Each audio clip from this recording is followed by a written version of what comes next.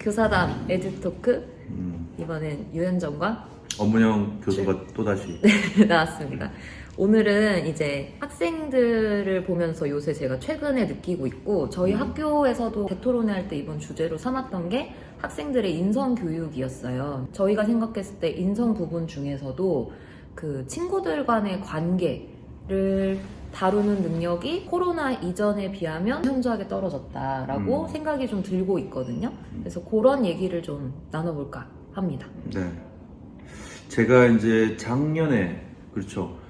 제가 하고 있는 뭐 여러 가지 일 중에 이제 서울대학교에서 국가미래전략원이라고 하는 일종의 싱크탱크를 만들었어요. 서울대에서 이렇게 사회적으로 중요한 현안들을 클러스터라고 불러가지고, 그러니까 그걸 같이 이제 융복합적으로 여러 간학문적인 교수들이 모여서 뭔가 연구하는 게 있어요. 그 중에 제가 팬데믹 클러스터에 포함되어 있는데, 거기는 뭐 의대 교수님도 계시고, 뭐 보건 쪽, 그 다음에 뭐 언론 정보, 그 다음에 뭐 기술 정책 다양합니다. 영양 이쪽으로도 계시고 하는데, 그러니까 말하자면 여러 학문의 전문가들이 모여서 우리 사회의 팬데믹 이후에 교육 부분의 문제, 보건 부분의 문제, 영양 부분 뭐 다양하게 이렇게 보는 거거든요. 근데 거기에 관련해서 제가 중앙일보에 칼럼을 기고했을 때 기억이 좀 나는 게, 이 코로나가 학교에 큰 상처도 줬지만 우리 사회에서 지금 그동안에 우리 너무 공기처럼 당연시했던 학교가 이렇게 중요했던 거구나. 특히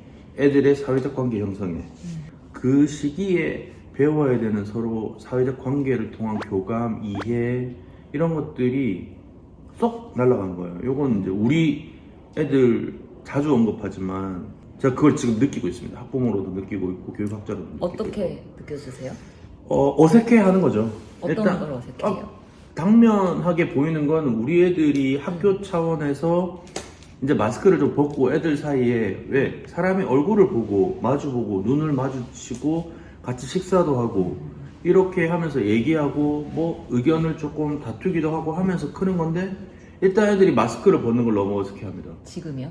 지금도. 네, 그래서 내가 벗는 게 좋다. 왜냐면 네 온전한 얼굴을 가지고 서로 이렇게 대놓고 이렇게 열어놓고 얘기를 하는 건데, 그걸 일단 어색해해요.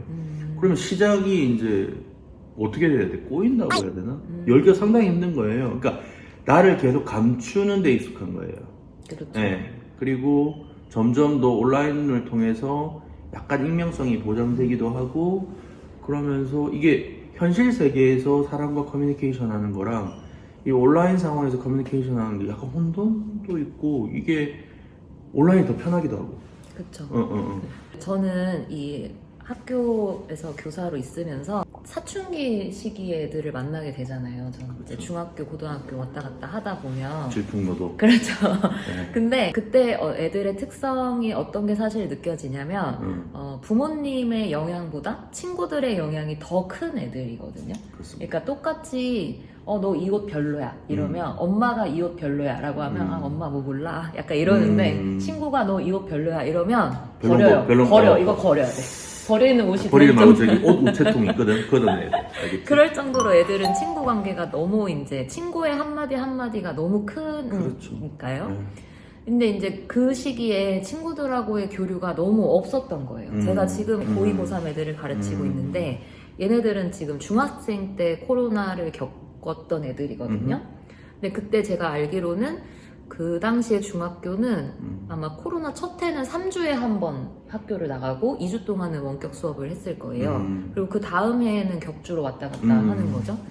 근데 등교를 하더라도 그때 저희가 어땠었냐면 애들끼리 뭉쳐있지 못하게 했어요. 그렇죠. 마스크 같이 당연히 있는 다 거를. 써야 되고 그 방역이 너무 중요했으니까 다 일렬로 앉았고요. 모둠 형태 아니고 짝도 없었고 밥 먹을 때도 서로 얘기하지 못하게 하고 그러다 보니 수업 때도 조별 활동을 하지를 못하게 했어요. 그러니까 만약에 그냥 그래도 난 조별이 너무 중요해서 조별을 만약에 했는데 누가 코로나 걸렸다. 그럼 이제 민원에서 이제 교사 책임인 저희는 거지, 벗어날 또. 수가 없었단 말이에요. 그래서 그때 어떤 일이 있었냐면 사실 학교 폭력은 현저하게 줄었거든요. 왜냐면 마주치질 않으니까. 그 얘기는 뭐냐면 갈등이 아예 없었단 거예요. 그러니까 얘네는 조금 불편해질 상황이 되면 원격으로 바뀌어서 서로 그냥 많은 거죠.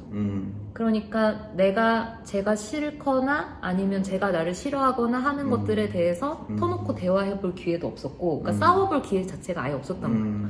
그러니까 물론 학교 폭력을 권하는 건 아니지만, 우린 뭐 그런 방법 그런 건 아니죠. 아유. 사실 학교 폭력 가는 상황 말고도 저희 이걸 보고 계시는 선생님들 혹은 학부모님들도 어릴 때를 생각하면 우리가 모두와 다 나랑 잘 맞아서 잘 지낼 수 없잖아요. 근데 그런 과정 중에서 내가 얘랑 좀 안 맞네 이런 것도 알고, 그럼 안 맞는 사람하고는 어떻게 지내야 되는지, 혹은 나는 왜 얘랑 안 맞는지, 나는 어떤 게 중요한 사람이네 이런 게 있잖아요. 다름을 경험해야 이해도가 넓어지죠. 그리고 나를 알아가기도 하고, 그렇죠. 그 사람들하고 어떻게 잘 지낼 것인가 또 알아가고, 그리고 누군간 나를 싫어할 수도 있구나 이런 거를 좀 깨달아야 되는 시기라고 생각하는데, 그렇죠. 네.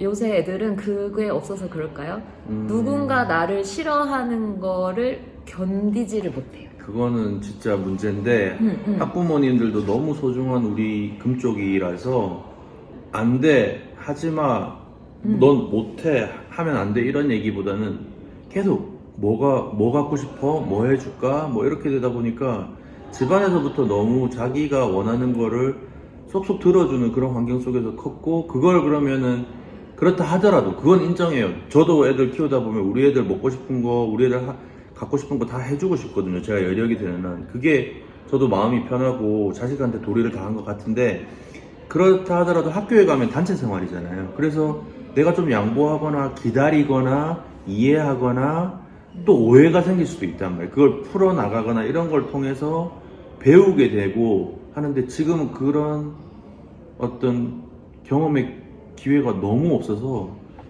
그러니까 무균실에 있는 거지. 애들이 견디지를 못하는 거지. 제가 이제 교수님이 학부모시니까 제가 한번 이제 주변에 자녀가 있는 선생님들한테 잘하는 행동인데, 자, 만약에 교수님의 이제 소중한 따님이 중학교에 등교를 해서 오케이. 싸웠어요, 친구들하고.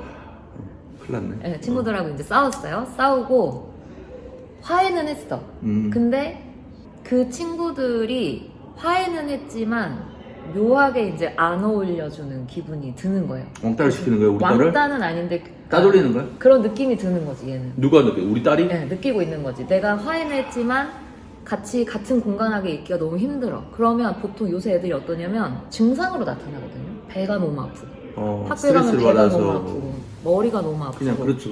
그래서 계속 조퇴를 하겠다고 해요. 그러면은 어떻게 하실 거예요? 어떻게 하느냐. 일단은 좀 아빠 나 배가 너무 아파, 조퇴할래. 왜 그런지 이제 알아봐야 되고 가슴이 아프긴 한데, 그런 얘기를 좀 저는 뭐 학부모님들하고도 만날 기회가 많아가지고 학부모 자녀한테 민감해져라 하는 건데, 이제 그 말은 뭐냐면은 우리 애하고 이제 대화를 할 준비가 돼 있을 정도로 라포가 형성이 잘 되면 좋은데, 그 얘기를 들었고 그 애들이랑 싸웠는데 말끔하게 화해를 하지 못해서 앙금이 남았고, 그 애들이 나를 조금 따돌리는 것 같아서 그런 게 불편하고 한다라고 하잖아요. 그럼 우선은 저는 애한테 좀 네가 자존심이 좀 상할 수는 있는데 그 친구한테 먼저 다가가라고 조금 부탁해 볼 것 같고요, 일단은. 근데 이제 제가 나서가지고 난 아빠인데 그러지 마 이렇게 하진 않을 것 같습니다. 그런 식으로 개입하진 않을 것 같고. 그러면 담임 선생님한테는 연락해 보실 거예요? 담임 선생님한테는 또 담임 선생님 걱정하실 수 있으니까 우리 애가 좀 그런 걸로 정신적인 스트레스 때문에 실제 이제 뭐 소화가 안 되고 이렇게 배가 아프는 게 아니라 그걸로 인해서 아프다고 얘기를 했고, 그게 이제 진정한 게 바른 이유인 것 같아요. 그러니까 말하자면 저는 이제 애가 부모한테도 거짓으로 얘기할 수 있다고 보거든요. 학교 진짜 가기 싫은데, 그러니까 뭐 공부하기 싫어서 말이야. 그랬을 수도 있고, 근데 진짜 학교는 너무 좋은데 친구가 그 문제가 생기면서 그렇게 될 수도 있고, 그게 정말 사실이라면 선생님한테 정말 최대한 공손하게 따지지 않고 우리 애 조금 더 유심히 봐달라고. 친구들, 그러니까 저는 그 친구들이 누군지도 조금 파악을 할 것 같아요. 그러니까 절대로 그 친구 관계에 제가 개입한다는 건 아니고, 선생님 우리 애가 요런 것 때문에 진짜로 조금 힘들어하는 것 같은데 그냥 다른 거 아니고 조금만 더 한 번 더 주의 깊게 살펴봐 달라고, 그리고 뭔가 특이점이 발견되면 저한테 알려달라고, 제가 뭔가 구체적인 추가적인 뭐 그 애들한테 안가품을 하려고 그러는 게 아니라 그러면 일단 좀 알고 학교는 싶다는 가게 거죠. 하실 거예요? 학교는 가야죠. 저는 학교는 가야 된다. 그러니까 약간 저는 우리 애가 스스로 지가 조금 양보하고 자존심 상해도 풀어나가면서 좀 네. 극복했으면 좋겠어요. 그쵸. 거기에 조금 제가 선생님의 도움이 필요하면 우리 애가 어떻게 이제 지내는지 봐달라고 할 거고. 그럼 조금 더 나아가서 네. 요새 애들 자해도 되게 많이 하는데 자해를 너무 슬프다. 한다면 자해를 해 우리 애가 그것 때문에. 아빠가 학교 가기 싫은데 나 아빠 학교 가라고 가기 싫은데 그래. 아빠가 가라고 해. 아 그건 그래서 좀 내가 세상에 잘못했네. 나를 이해해주는 사람이 아무도 없어 이러면서 예. 만약에 그런다면 그런다면 그 정도까지 갔다면 일단은 학교는 잠시 멈춰두는 쉬어야 될 것 같아요. 왜냐면 좀 더 깊이 얘기해 봐야 될 것 같은데, 이거는 더 깊은 상처, 내가 생각했던 것보다 더 깊은 상처, 그게 이제 왜 아빠는 내 편을 들어주지 않고 내가 참으라 그래 라고 해서 아빠를 조금 어떻게 말할까요, 미워하거나 아빠는 나한테 도움이 안 돼 이렇게 생각했을 수도 있으니까 제가 제 처방이 애한테 적합하지 않았다는 거잖아요. 그러면 그때는 학교를 보내기는 좀 힘들 것 같고 더 많이 걱정이 돼서 제 솔루션이 좀 잘못됐다는 걸 수도 있거든요. 그러니까 걔한테 안 맞았다는 거죠. 맞아요. 네, 그래서 사실 사춘기 애들은 이성적으로 발달한 상황이 아니라서 되게 극단적으로 생각하는 경향이 매우 강하거든요. 애들이 생각할 때는 그냥 내 편이 됐냐 안 됐냐만 판단을 할 수도 있단 말이에요. 그래서 좀 이럴 때 이제 부모님들이 되게 걱정을 많이 하시고 근데 이게 결과적으로 만약에 애는 계속 힘들어 한다면 부모님들은 어떤 선택을 하시든 후회를 하시거든요. 그러니까 애가 계속 힘들어서 학교를 계속 안 가겠다고 하면 아 내가 그때 애를 강하게 학교에 보냈어야 되는데 안 보내서 내가 너무 내 자식을 나약하게 키운 것 같다 라고 후회하시기도 하고 근데 애를 억지로 막 보냈는데 애가 막 자해를 하고 오면 아 내가 그때 보내지 말았어야 되는데 억지로 보내갖고 애가 이렇게 힘들어하는 것 같다. 그러니까 어떤 상황이 와도 부모님들은 그 결과가 안 좋게 되면 다 후회를 하시잖아요. 근데 저는 애하고 얘기를 많이 하고 애를 최대한 잘 파악하고 있으면 최대한 적절한 솔루션, 맞아. 지금 크게 두 개의 솔루션이 있잖아요. 그러면 첫 번째 제가 말했던 솔루션으로 될 애가 있거든요. 그쵸, 그쵸. 예. 그리고 안 될 애들도 있고, 근데 그거는 부모나 교사가 제일 잘 알고 알아야 될 것 같은데. 맞아요. 그래서 이제 제가 늘 강조하는 것 중에 하나가 교사나 부모가 되게 민감성이 있어야 된다는 거예요. 이 개별 학생, 특히 조금 주의가 요망되는 학생들 같은 경우는 얘의 그냥 뭐 하나의 변화, 눈빛의 변화, 뭐 이렇게 그런 배가 아파요 라고 한다든지 그런 징후들을 그냥 넘어가는 게 아니라 좀 생각하게 받아들일 수 있는 민감성이 되게 중요해요. 그게 교사로서의 전문성의 큰 포션 중에 하나고, 아무나 교사가 될 수 없고 교사 아닌 다른 사람도 그 일 하겠네라고 하는 거에 반증이 될 수 있습니다. 그러면 어떻게 대화하면 가장 좋은 대화 방법인 것 같으세요? 사실 그러니까 제가 상담을 부모님들하고 상담할 때도 결국 애랑 제일 많이 얘기해 보시라고 할 때 그러니까 부모님은 대화를 하셨다고 생각하지만 실제로는 대화가 일반적인, 아닌 경우일 때도 많거든요. 그렇지. 왜냐하면 부모님은 부모님만의 삶을 살아오셨기 때문에 애가 말하는 게 아닌 것 같은 거예요. 그건 아니지. 그렇지, 그렇지. 그리고 답이 네가 뭘 이미 숨기고 있지.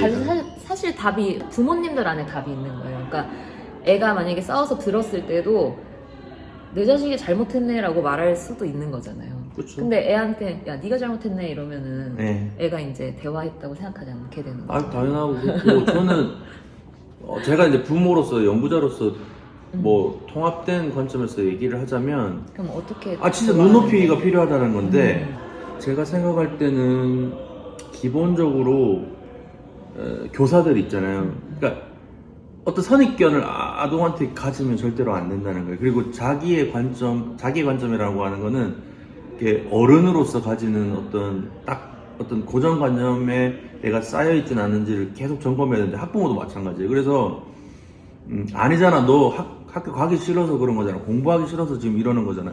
이 진짜 위험한 거거든요. 그래서 정말로 그 물리적인 눈높이도 맞춰주면서 이렇게 꿇어 앉아서라도 눈을 맞추면서 이렇게 스킨십도 하면서 내가 정말 너의 편에 서서 네 얘기를 온전히 들어줘야 돼. 그러니까 듣는 게 먼저인데 대부분의 부모님들이나 어른들이나 교사들은 이제 먼저 단체나 아니면 우리 애가 잘못될까봐 우리를 아끼는 마음에 그리고 내가 걸어왔던 그 경험이 너무 절대시 돼서 그 틀 안에 넣거든요. 맞아요. 근데 지금은 그렇게 하면은 완전 실패하는 거예요. 내가 봤을 때.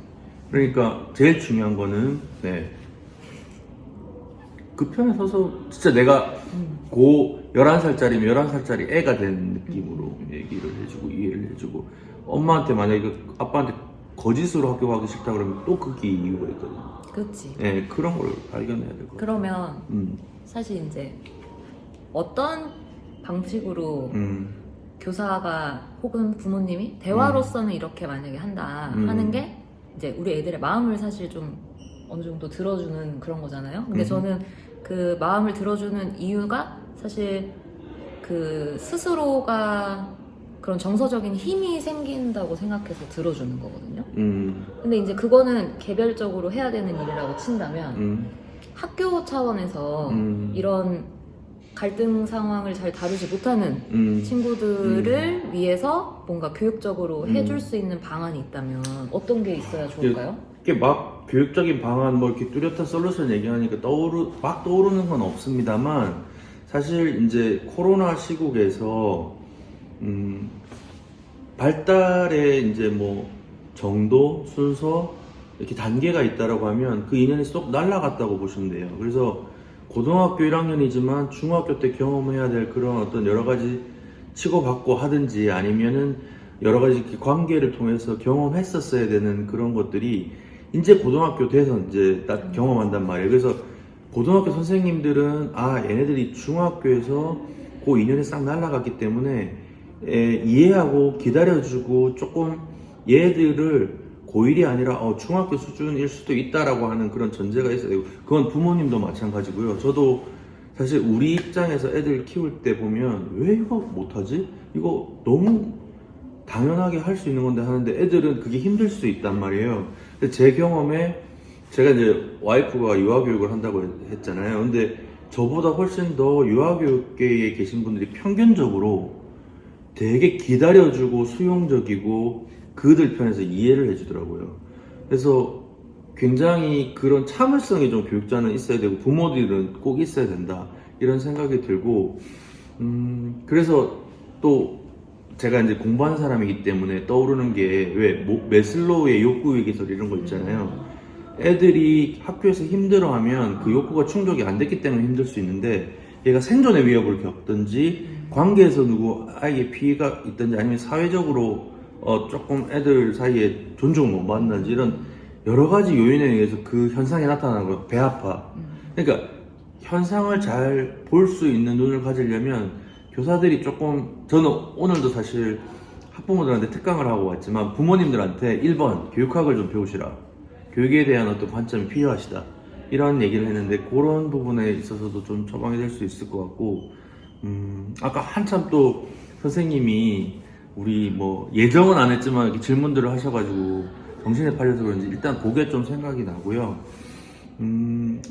저는 학교가 그리고 교장 선생님이 교사들에게 그런 학생들을 조금 더 주의 깊게 볼 수 있는 여유를 줘야 된다고 생각해요.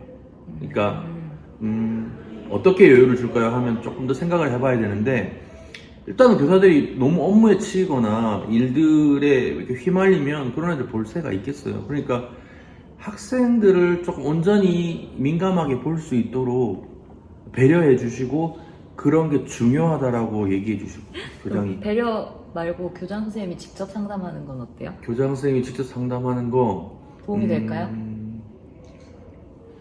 모르겠습니다. 교장 선생님 케이스 바이 케이스인 것 같아요. 뭐 어떤 교장 선생님에 따라 다르겠죠. 일단 근데 받아들이는 학생들이 교장 선생님 하면 가지고 있는 이미지가 있기 그럴 수 때문에 있죠. 도망갈 수도 있습니다. 영상의 기회가 길어서 이제 좀 마무리 해볼까 하는데 사실 진짜로 걱정이 좀 많이 돼요. 애들이 너무 갈등을 잘 다루지 못하고 그냥 손절해 약간 이런 경향이 좀 많아져서 저도 학부모로서 너무 걱정입니다. 네, 그래서 어떻게 하면 더 애들이 내면의 힘을 키울 수 있을까를 사실 고민을 해보고 싶었거든요. 그래서 이번 영상에서 그게 나왔는지 잘 모르겠지만 앞으로 우리 영상 좀 찍을 네네. 거니까 그래서 하고 오늘은 싶은 말은 이 정도에서 마무리 짓고 이 영상을 보고 계신 여러분들이 저희 영상을 보고 들었던 생각이나 내용이 있다면 아니면 저희가 다뤄줬으면 좋겠다 하는 내용이 있다면 더 댓글로 달아주시면 감사하겠습니다. 감사합니다. 안녕.